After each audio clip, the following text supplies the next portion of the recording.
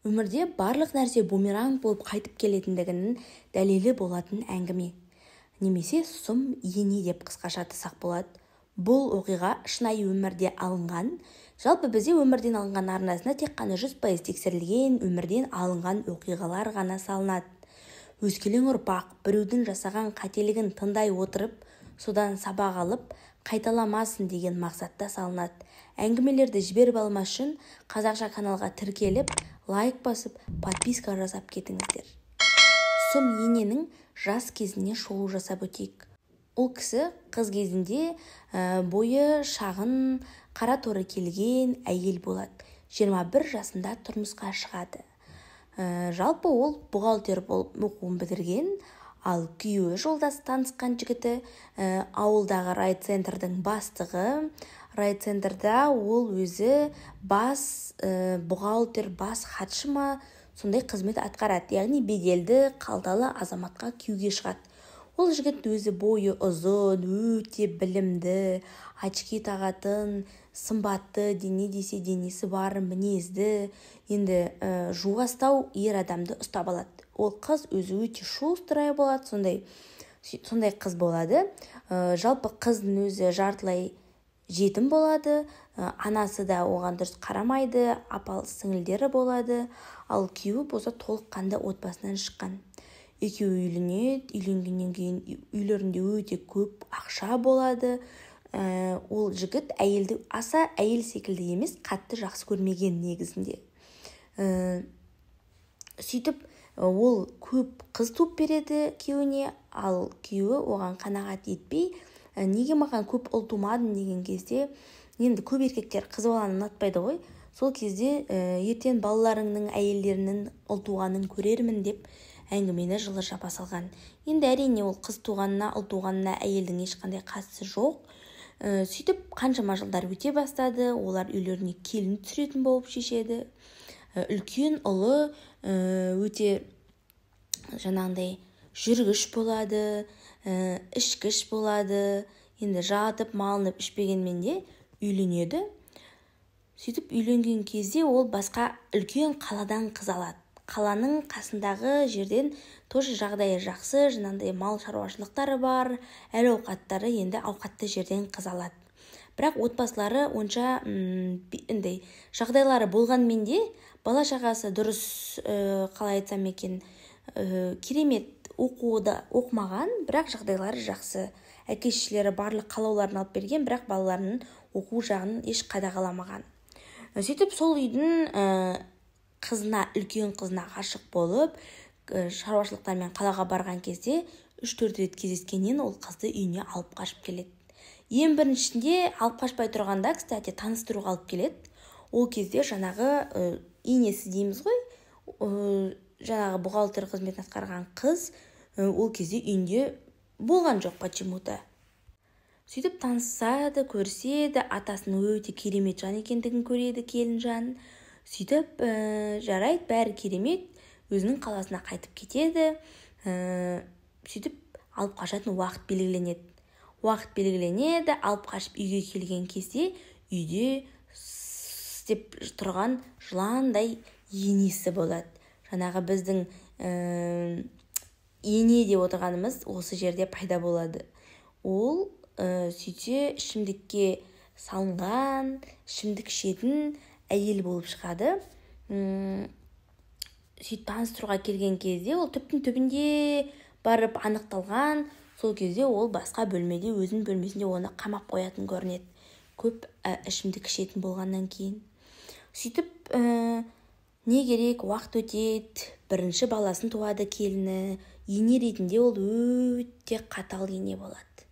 Келіні жұмыс жасамайды, жұмыс жасамағаннан кейін сәйкесінше заман өте қиын кездері заманның, аштық болады, бірақ олардың жағдайлары жақсы болғаннан кейін енді дегенмен де тамақты жаңағыдай ысырап қылмай аз-аздан жейтін болады.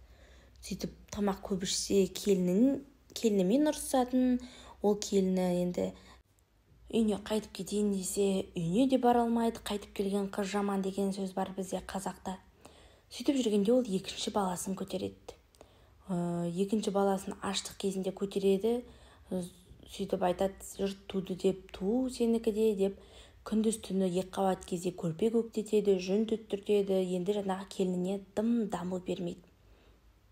Келініне барлық шаруаны істетіп, өзі қадағалап, тексеріп, ұрсып отырады.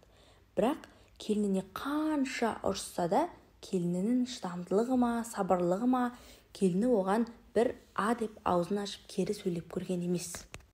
Қаншама үйлерінде малдар болды, сол малды да, жылқыны да, биені де өзі қарап, барлығын малын да жайлап, сол үйдің турасын айтқан кезде отымен кіріп, түтінімен шығатын келін болады. Сол келіні келгеннен кейін үйіне береке келеді, құт келеді, бірақ оны енесі дымда бағаламайды. Нан жесе де, тұрса да, жатса да, опақ деп, әйтеуір үйге сыйдыртпайды. Сөйтіп, әйтеуір уақыт өтті, ол әйел тағы 3-ші баласын көтерді келіні. Сөйтіп, олар енелері басқа жаққа көшіп кетеді, ата-енесі. Жылдар өткеннен кейін оның 2-ші ұлы үйленеді. Ода жалпы 2 ақ ұл болады, және 5 қыз болады. Жүріп, жасы 30-ға таяған уақытта 2-ші ұлы да үйленеді. Оның алып келген әйелі көзі ашық, көкірегі ояу болады оның да әйелі, бірақ мінезді әйел болады. Әрине басында ешкімге мінезін көрсетпейді. Ол кезде оның енесі әлі де ішімдікке қатысы бар болады. Енді жатып малынып ішпегенмен де әйтеуір бір өзінің ішімдікке үлесін тигізіп жүрген адам болады.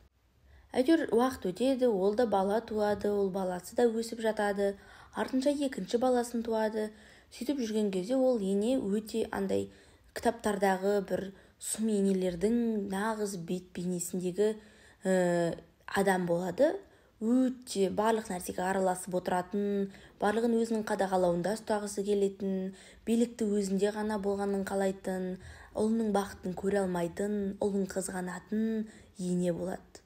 Не істесе де келіннің істегені дұрыс емес, үйі шашылса да келіні кінәлі, үйі бірдеңе дұрыс болмаса да келіні кінәлі.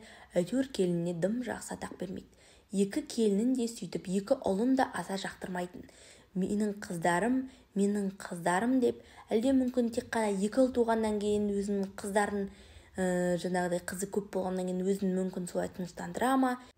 Әйтеуір ұлдарына ешқашан жақсы атақ бермейтін ол әйел. Сөйтіп, 2-ші келіні де қашанғы адам шыдап, ішіне жинап жүре береді. 2-ші келіні бір күні әдесеме деп жауап қайтара бастайды. Сөйтіп, енесінің ит терісін басына қаптатады. Ал енесі болса оның күйеуін өзінің келініне қарсы қояды. Яғни өзінің ұлын келініне қарсы қояды.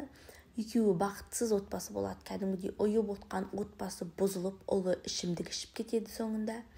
Сөйтіп, ол келіні енесінің үйіне сыйдырмайды. Ақыр соңында қайда барады? 1-ші ұлының үйіне барады. Яғни, жаңағы 1-ші келіннің үйіне барады.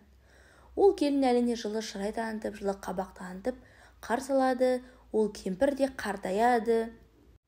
Дәретханаға шыға алмайтын жасқа жетеді.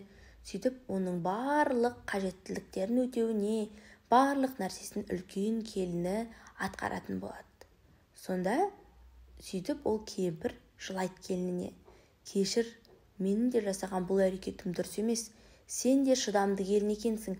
Менің осы кезге дейін мінезіме шыдаған, саған алғысым шексіз. Барлық мал-мүлікті мен сендердің аттарыңа жазып кетемін деп, енелері өмірден өтеді. Ал аталары енесінің алдында 15 жыл бұрын өмірден өтіп кеткен. Бұдан шығатын түйін, келін де біреудің баласы. Оған үйтіп қатыгездік танытудың қажеті жоқ. Негізі алғашқы келініне рахмет әрине, бірақ адам ішіне барлық нәрсені жинай берсе, түбі бір ауруға шалдығады. Сасық мінезді бір жерге салып қойып, бұл өмірде бақытты өмір сүрейік. Ене болсын, келін болсын, әрине өз орындарын білгендері дұрыс. Бірақ ешкімді құлша жұмсауға, сыйламауға міндетті емес. Біреу сізге өзінің қызын, өзінің жүрегін береді жұлып, ал сіз болсаңыз оны дұрыс бағаламасаңыз, дұрыс қарамасаңыз, аманатқа қиянат жасағанмен тең деп видеоны кейіпкер аяқтайды. Видеоның соңына дейін тыңдағандарыңызға рахмет. Өз пікірлеріңізді қалдырып кетіңіздер. Бізде ене мен келін деген тақырыбы жалпы Қазақстанда, қазақ халқында өте актуалды тема. Сондықтан да өз пікірлеріңізді жазып кетіңіздер. Қазақша каналға қолдау білдіріп лайк басып подписка жасап кетіңіздер. Сіздерге пайдалы болдық деген ойдамыз.